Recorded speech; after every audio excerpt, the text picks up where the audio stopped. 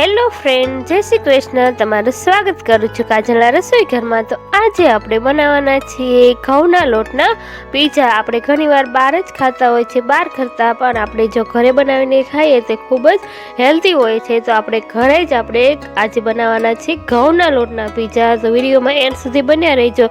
અને જો મારી ચેનલમાં નવા હોય તો ચેનલને સબસ્ક્રાઈબ કરીને બાજુમાં રહેલું બેલ આઇકન દબાવવાનું ભૂલશો નહીં. તો ચાલો આપણે બનાવી લઈએ ખૂબ જ ટેસ્ટી એવા ઘઉંના લોટના પીઝા.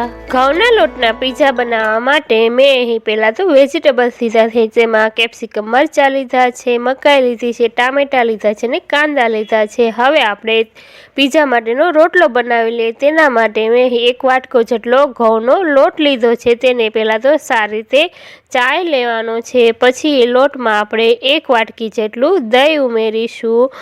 પછી આપણે તેમાં અડધી ચમચી જેટલું મીઠું એડ કરીશું અને 1 ચમચી જેટલી દળેલી ખાંડ એડ કરીશું અને 1 ચમચી જેટલું તેલ એડ કરીશું. આ બધાને સારી રીતે મિક્સ કરી લેવાનું છે અને 1 ચપટી જેટલો સોડા એડ કરી અને આપણે લોટને બાંધી લેવાનો છે. તેને સારી રીતે આવી રીતે મિક્સ કરીને એકદમ જ થોડું તેલ એડ કરીને સારી રીતે મસળી લેવાનો છે. તમે તે લોટને એકદમ મસળશો એટલે લોટમાં એકદમ જ સરસ જાળી પડી જશે.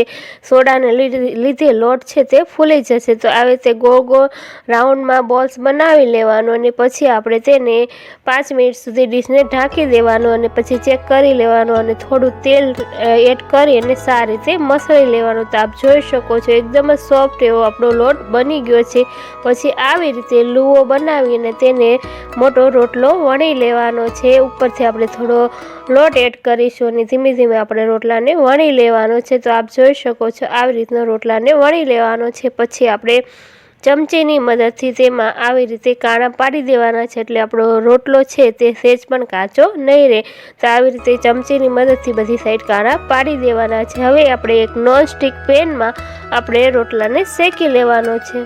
રોટલો શેકાય ત્યાં સુધીમાં આપણે બીજો રોટલો પણ આવી રીતે વણતું જવાનું છે સાઈડમાં. તો આવી રીતે ગોળ ગોળ વણી અને તેને આવી રીતનો મીડિયમ સાઈઝનો આપણે પીઝાનો રોટલો બનાવી લેવાનો છે. બહુ જાડો નથી રાખવાનો એટલે આવી રીતે પછી બનાવતું જવાનું અને રોટલાને શેકતું જવાનું. તો આપ જોઈ શકો છો આપણો રોટલોને આવી રીતે ગોળ ગોળ ફેરવતું જવાનું એટલે એકદમ જ સરસ એવો રોટલો ચડી જશે. તો હવે આપણે જોઈ લઈએ. તો આપ જોઈ શકો છો એકદમ જ સરસ એવો રોટલો ચડી ગયો છે. આવી રીતે ગોળ ગોળ ફેરવતું જવાનું અને પછી ચેક કરતું જવાનું.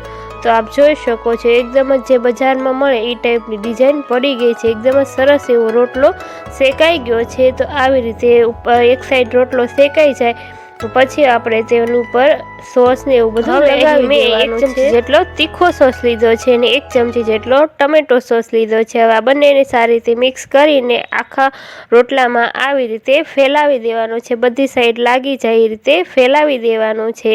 પછી આપણે તેને રોટલા ઉપર આપણે મોઝરેલા ચીઝ એડ કરીશું. તમે સાદું જે ચીઝ આવે છે એ પણ એડ કરી શકો છો. તો આવી રીતે છૂટું છૂટું બધી સાઈડ ચીઝ એડ કરી દેવાનું છે અને આનો ટેસ્ટ પણ ખૂબ જ સરસ આવતો હોય છે. ઘણીવાર બાળકો બહારનું ખાવાનું જીદ કરતા હોય છે. તો તમે આ રીતે ઘઉંના લોટના પીઝા બનાવી દેશો તો તેને ખૂબ જ હેલ્ધી રહેશે. તો આવી રીતે પછી આપણે વેજીટેબલ્સ પણ આવી રીતે ગોઠવી દેવાનું છે. તો આપ જોઈ શકો છો કેટલો સરસ એવો આપણો પીઝા લાગી રહ્યો છે. અને આપણે કેપ્સિકમ મરચાં, ટામેટાં, કાંદા અને મકાઈના દાણા એડ કરીને આપણે આવી રીતે ઉપર મૂકી દેવાનું છે. ને ઉપર આપણે થોડા ચીલી ફ્લેક્સ અને ઓરેગાનો એડ કરીશું.